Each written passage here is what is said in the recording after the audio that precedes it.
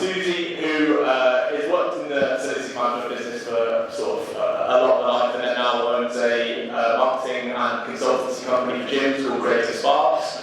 Aaron McClellan, who owns Evolve, and they're kind of a small personal training kind of gym facility, and Daria, who owns the Gear Health Club, which is a hotel spa facility, all combined into one. So, hello everyone, thank you for joining us today. Daria, so I'll start with you. Yep. You're in the unique position of having a gym that's part of a hotel, so with that comes a lot of facilities like a spa or a gym. How do you sort of manage this? And is it the hotel that gets business to the gym, or is it the gym that gets business to the hotel? And then how do you decide kind of which to kind of put your resources into a market or which to switch? Yeah, so it's like a lot of the guys had mentioned before, it's all about the wellness and putting it all together, making all of the different aspects of the business work for you.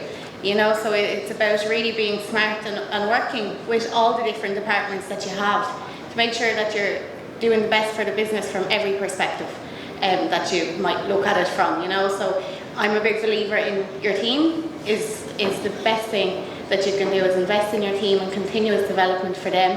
Once you look after your team, the team will look after your business for you. So it really all works together. There isn't a straightforward answer as to do we work for the health club or the hotel works better for the spa. You know, it's once we're all working together.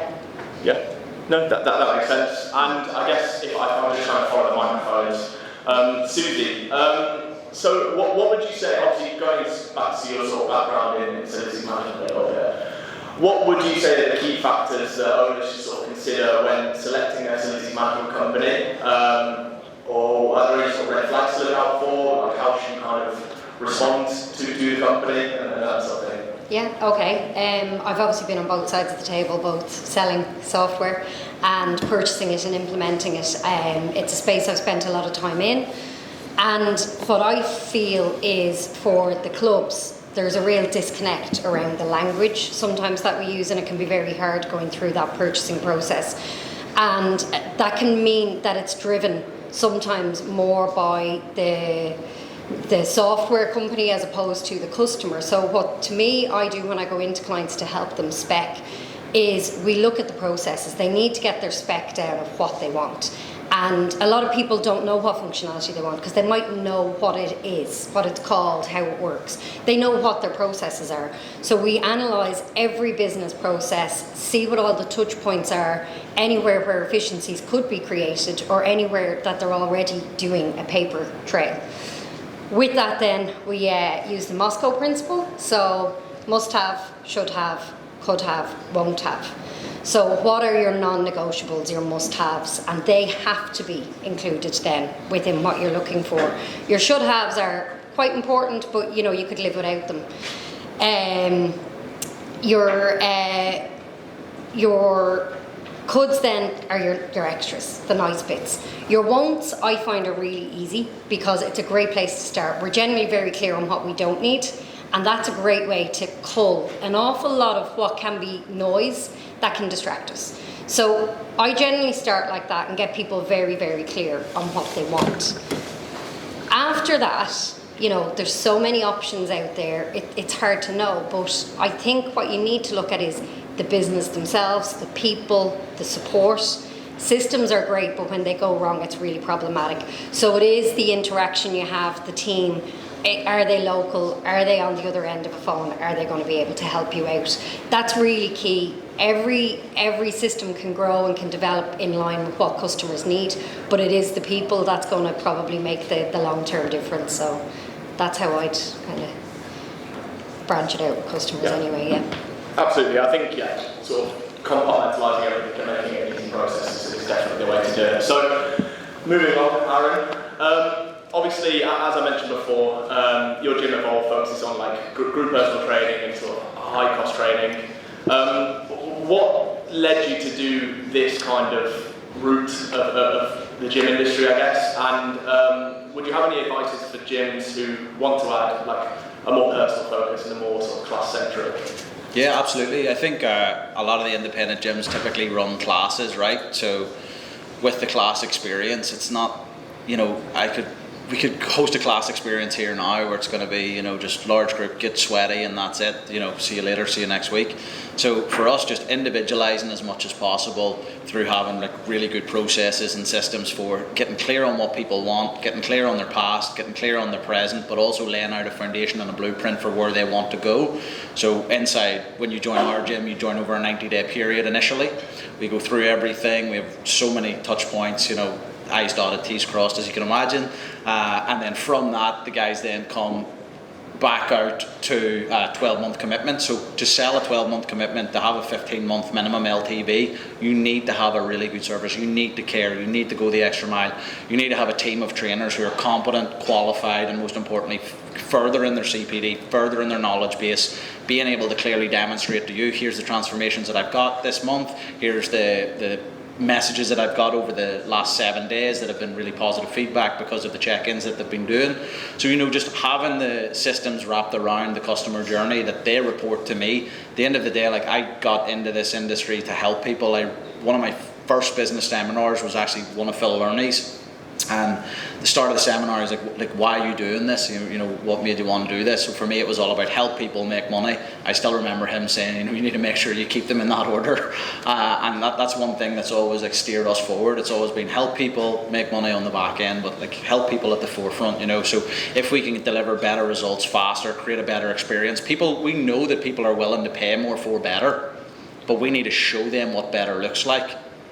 Because if I opened up, you know, small group personal training facility and took a few of your clients who are currently doing, you know, just random spin classes or random just sweat sessions and brought them into our ecosystem, they would see a lot more value and they'd be willing to pay more for that. So it's just like, if you want to make your service better, you want to make your experience better, then it's about like laying out a foundation for the blueprint for the client. You know, start front facing and then just reverse engineer, okay, like how do we roll this out? How can we introduce it into our current system? You know, what changes do we need to make to the facility to ensure that this group model slots in and complements what we already do, but also drives average customer spend up because we've went the extra mile and we've been able to articulate it, communicate it, and most importantly, close the people then into a higher paying membership. Yeah, fantastic. And Grant, obviously, we know why you're here. There's no hiding. You obviously work for Ashbourne. So you have that kind of unique perspective of not only, you know, seeing how the sausage is made, I guess, and I can't really think of a better analogy, but also putting the sausage into action. But I think, yeah, from your perspective of both yourself and gym owners, I guess, what would you say you need to kind of bear in mind when you're trying to combat and also beat these sort of larger gym chains you're up against?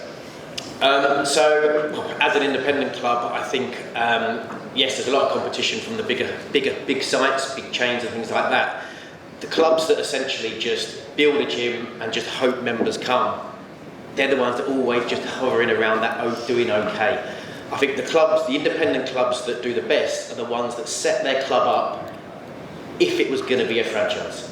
So whether they are or not, they're going to have all, as Aaron said, they're going to have all their systems in place. So if I was to franchise my business out, what would I do and have that all in place so everything is treated the same, the prospects are treated the same, the new members are treated the same, everybody gets the same system. If you lose a member of staff, the next member of staff comes in and delivers that same level of quality as well.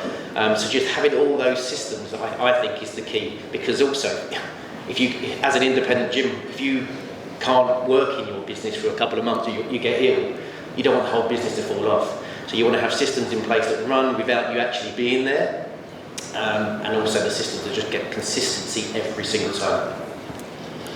Yeah, agreed. So I think I'm kind of a little bit conscious of time. So I think before I kind of do any kind of group questions, I want to open it out to the floor. If anyone's got any questions to these guys, put your hand up, and I think if we don't, the mic out. Any questions? Go on. I suppose day one you're opening up a new gym tomorrow. What are the low-hanging fruit, or what's the first thing you're going for? Is it systems? Is it whatever else might be? But what do you think are the priority to be successful? I know you've got to touch upon it Yes, well, to start off with, it needs to be a pre-sale straight away. You know, you don't want to be opening your gym and then starting marketing and everything like that. You can do marketing, but you want to have. Sorry, I'm No, you're alright. More weight. You want to have a pre-sale in place that will automate. Obviously, when you're opening a club, you've got a shitload of stuff to do. You've got to get the facility right, you've got to get the equipment in, the flooring and whatnot. To do the marketing as well is just another thing. So having that process that will capture leads, nurture leads, ask them to sign up, and then have a system in place that says, right, if you're joining up before we open, this is the offer that you're going to get. So that call to action on your marketing and your urgency as well. So that would be the key for having some money come in before you even open the door. Yeah, pretty bang on that. I think to add to that as well, it's a really noisy space, and I think it's really important that you get very, very clear on your brand, why you're setting this up and what you want to be, because that will be your foundation and it will guide forward all of your marketing from there, as opposed to just being, you know, another gym trying to sell. It will make you more authentic and it'll help you carve out that space. So I think it's a step that's often skipped, and I think it's really, really key to actually spend some time thinking about what your brand means, what its voice is, what your values are, and so then that can feed through everything you build from there. Yeah, agreed. Anyone else? An easy one this year. Yeah. Shannon? Where does the sausage analogy come from? Behind the scenes at the factory. It's a phrase, isn't it? It's one you made up. Yeah. Busy. Sorry, yeah. Just get a quick question. Obviously, you talked a lot today. There's a lot of competition in the market, and our industry is known for failure. What do people think the next kind of, is it Hyrox is going to be the thing that will change the industry in the next few years? Is it something else? Is it technology? What do you think is the next thing? Or will the industry just keep on growing, or what do you think will happen?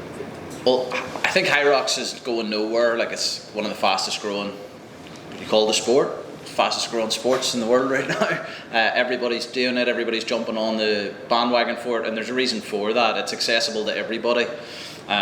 So, you know, depending on your demographic, depending on who you're training, like, is it optimal for them? Is it a good gym event that you could put on for your clients? Could you train them over, you know, an 8 to 12 week period, get them a big win, you know, run a really nice community event geared toward that?